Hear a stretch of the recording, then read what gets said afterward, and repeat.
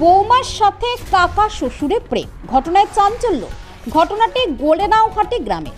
জানা যায় দুদিন আগে বৌমা ও কাকা শ্বশুর দুজনেই বাড়ি থেকে পালিয়ে যায়।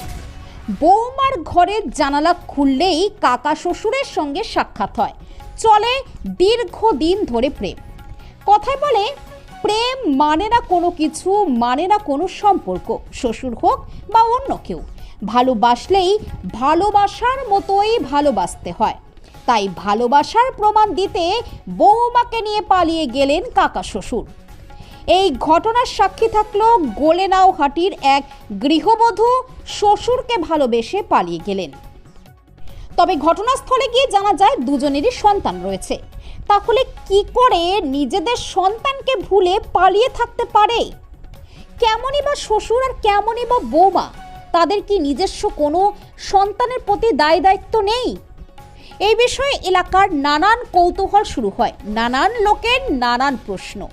তবে কি শেষমেশ বউয়ের সাথে শ্বশুরের বিবাহ হবে কিনা তা নিয়ে নানান জল্পনা শুরু হয়েছে এলাকায়। চলুন শুনে নেওয়া যাক কি বলছেন প্রতিবেশীরা। বউ ধরে বাড়ি গেল, এর আগে আপনি জানেন না কোনো কিছু? আমি কিছু জানি না। আমি সারাদিন টুটু চালাই আর পয়সা কামাই করি, আমার বউ দেই। আমার তো কয় টাকা থাকে না, থেকে আমি কিছু জানি না।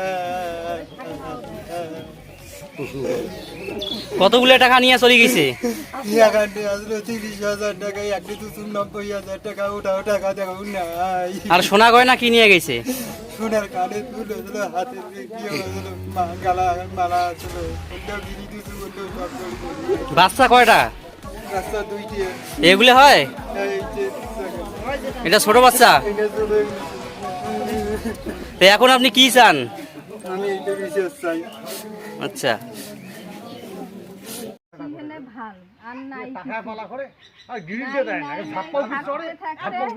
এই আবার বুঝি এই 1-2 বছর থেকে আবার দুইজন, এই যখন থেকে এটা বাড়ি এনেছে আবার আমার দুইজন খাবার মতন মুরগেল সব সময় চোখ দিয়ে থাম আর কয়ায় থাকুন।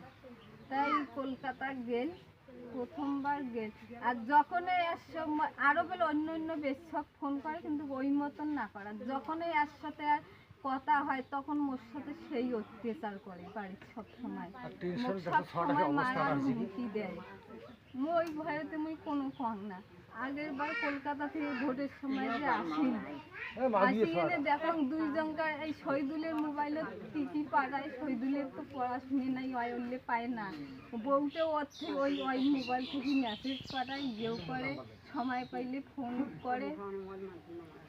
আর আমার মোবাইলত বেল সব সময় ফিঙ্গার দেওয়া, মুই মোবাইল নাই পাং না। তুই দরকার বিষয়ে চান ফিঙ্গার খুলি নেন, তারপর হয় ফোন টোন করেন। তো একদিন দেখাম তার মোবাইলের দুইজনকার ছবি। তো ছবি পেয়ে মুই তো সেই চিকিয়ে তুলির জন্য আইজি দিয়ে শহীদুলো কয়া দিন। তখন একে মোর মুখ চিপি ধরে, হাত ধরে, পাং ধরে, একে হে করে হু করে কয় কি বলে নে মুই না করিম, কোরআন শহীদ নিয়ে ফিরিয়ে করে কয় মুই আর কোনো না করি। পরে মুই একদিন বইতে ডাকে কম বা মোর জীবনটা তখন করে শেষ করলেন।